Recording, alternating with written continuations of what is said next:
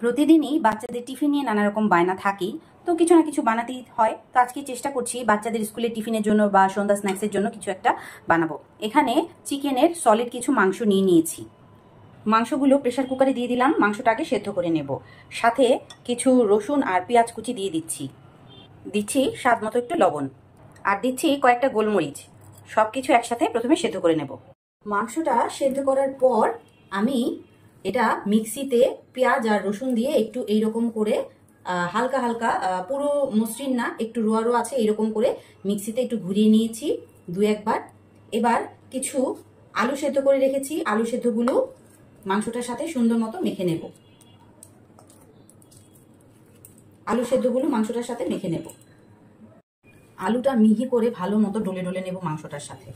একদম যতটা সম্ভব আলুটা আগে মিশিয়ে নেব, পরে অন্যান্য উপকরণগুলো মেশাবো। দেব বাইন্ডিং এর জন্য 2 চামচ কর্নফ্লাওয়ার,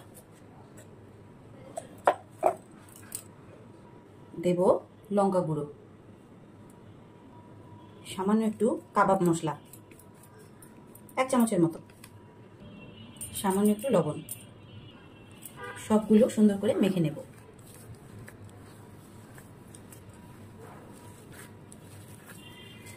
খুব আঠা আঠা করে একটা বাইন্ডিং করব।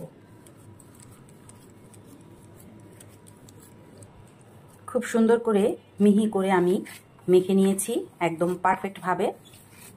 লবণ টবণ সব ঠিক আছে।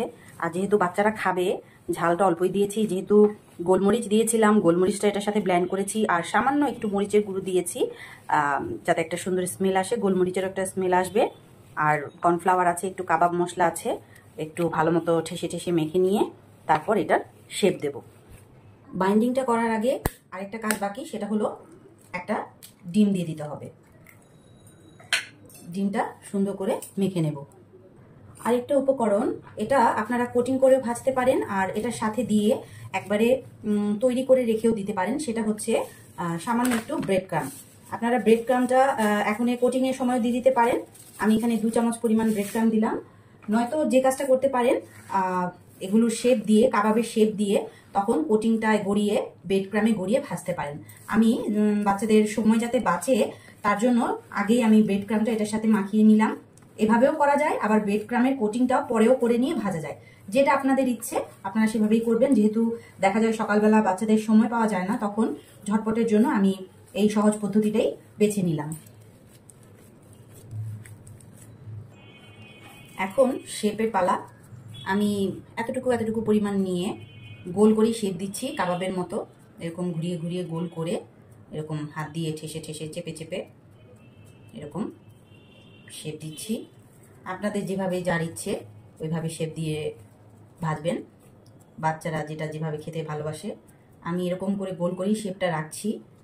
এটা কাবাবও ভালো লাগবে, আবার যদি বাচ্চাদের বার্গার করে দিই তাহলে বার্গারের পেটি হিসেবেও এটা যাবে সুন্দর। তো এইভাবে আমি সবগুলো বানিয়ে নিচ্ছি। এই যে সুন্দর করে গোল গোল করে।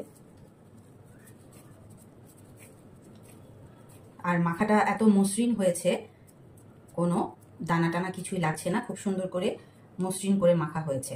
যার কারণে এটা যখন আমি শেপ করছি আমার কোনো কষ্টই হচ্ছে না। খুব সহজে আমি হাতে গড়িয়েই, এক হাতের সাহায্যেই আমি শেপটা করতে পারছি। আমি এখানে 2টো হাত ইউজ করতে হচ্ছে না। দেখুন এই যে সুন্দর শেপটা হয়ে গেছে। তো আমি সবগুলো বানিয়ে তারপর ফিরছি।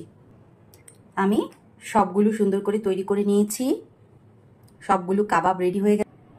এখন এই কাবাবগুলো আমি নর্মাল ফ্রিজে 5-6 ঘন্টার জন্য রেখে দেব সেট হতে।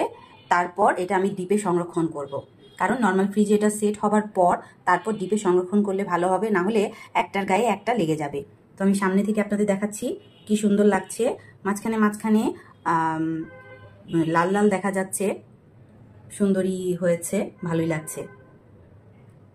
তো এই হচ্ছে কাবাবটা। ব্রেড ক্রামের কারণে এইরকম বাইন্ডিংসটাও সুন্দর হয়েছে। আমি এখানে 8-9 পিস কাবাব একটু ভেজে নেব। আজকে যেহেতু করেছি, বাচ্চারা দেখেছে, ওদের জন্য এখন একটু ভেজে দিচ্ছি, আর বাকিগুলো আমি ফ্রিজে সংরক্ষণ করছি। তেল গরম হয়ে গেছে, কাবাবগুলো অল্প আছে ভেজে নেব।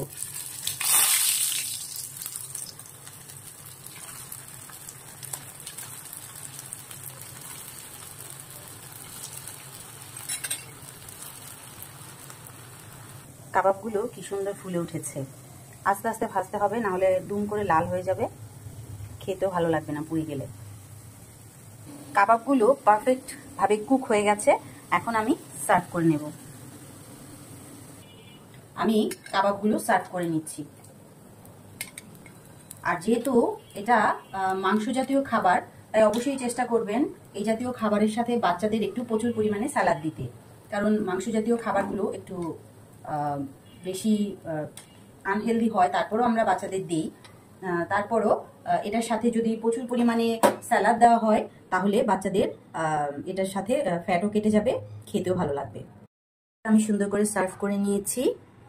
আপনারাও চেষ্টা করবেন বেশি করে স্যালাড দিয়ে কাবাবটা খাওয়ার, বাচ্চাদের গ্রিন ভেজিটেবলসের সাথে পরিচয় করিয়ে দেওয়ার।